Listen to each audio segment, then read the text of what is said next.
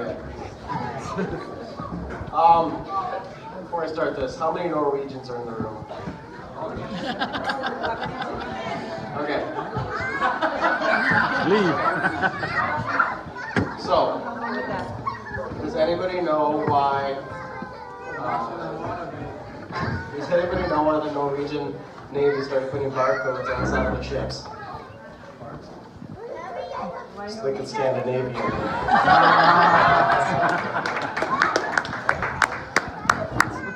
As many of you may know, I'm here Sarah's brother, man of honor, and lastly, I've represented her far too many times as a lawyer in legal affairs. Whether we purchasing her car, as you heard of earlier, and getting her a killer deal, fighting against T-Bechtel for an overcharged phone bill, and as you see today, well you didn't see today, signing her marriage documents. This is a very special day. Anders, I hereby resign as her lawyer, and I pass the firm to you. We will reconvene afterwards to exchange important documents. First of all, I want to thank everybody for coming out to celebrate Sarah and Anders. I thank the family of the groom for all the help, and the family of the bride for giving me a place to stay for the weekend. Now, I'd like to tell everybody how this relationship started from my point of view. One night, I was just chilling in my room playing video games across the country. My cousin Natalie, who's here tonight, was having her wedding, and Sarah was keeping me in the loop, texting me, let me know what's going on. And suddenly I had a text from Sarah saying, there's a cute guy sitting across from me. Sarah also mentioned that he had his sister sitting beside him. I guess he needed a wingman. My initial thoughts was, oh boy, here we go. Not in a bad way. At first I shrugged off thinking it will pass, and Sarah's the highest standards I've ever seen. It's a great thing, but I thought it would take her a while to find the kind of man she truly deserves, because I didn't think a man like that existed.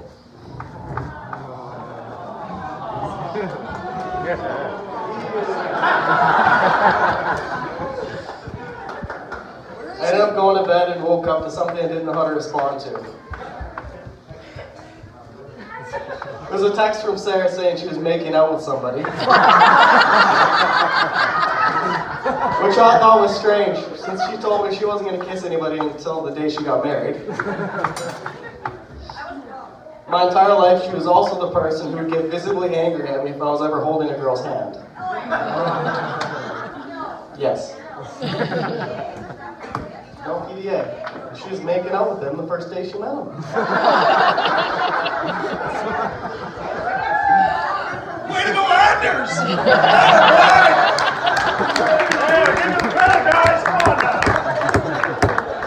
After that incident, apparently my mother told her to apologize for getting mad at me for all the previous years, but I never did receive that apology. You never will. Despite all the obvious things that should separate us, somehow we keep a strong bond. Sarah's a pacifist.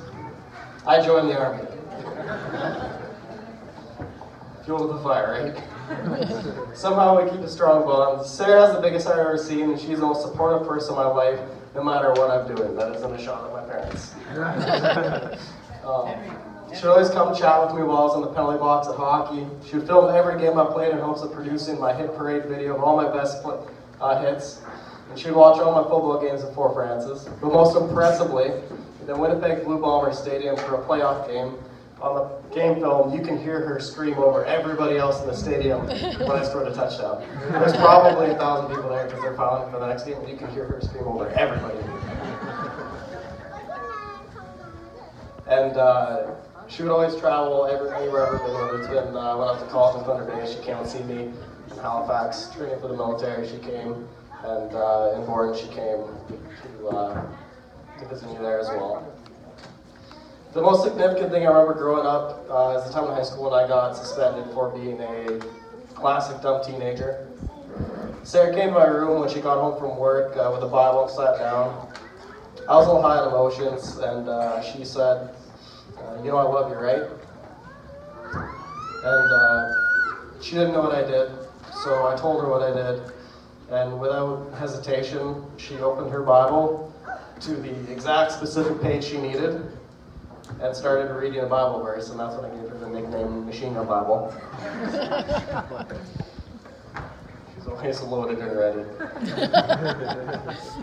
I'm very protective of my family, and therefore I've been cautious of any guy who's ever came into contact with Sarah in their life. I remember when I was younger, my mom came back from a work party, and she was visibly upset. Me being a young boy, I grabbed my knife, and I demanded she tell me who did this to her. Sarah reassured my mom that we love her, and pointed out that I was standing in my bedroom door with a knife ready to go. I can promise that my reaction won't be any different if it was Sarah, so don't hurt her, Anders. When I first met Anders, I was a little skeptical. I can't be home around that often, so I've had limited time together. But in the short instances where we've been together, I've learned that he's exactly like me around new people, extremely awkward and doesn't know what to do.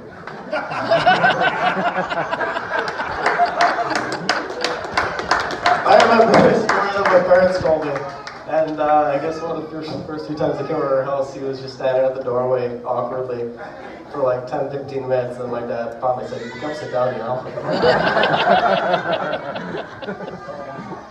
Anders is a really nice guy, going off script here.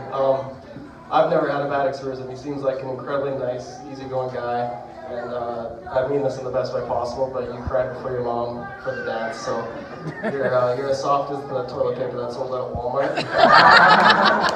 But that's a good thing.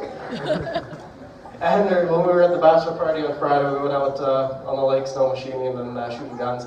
My snow machine helmet broke, and I lost a bracket on the side of it. So we just came probably about a kilometer away from where we were shooting skeet, and Anders looks at my helmet, and he's like, "Show me the other side, this is the bracket." Looks at the bracket, taps on it, okay, got it. He starts walking to the lake. Like, we just snow machined probably about a kilometer, and we have snow machines with us, and he just started walking on the lake to go find this. I was going back to my snowmobile to get on it, and then head on. Okay, this sounded way funnier the way I was going to say it. But luckily, the bracket was sitting right beside a snow machine. But I can only note that Anders has the biggest heart to help anybody he can.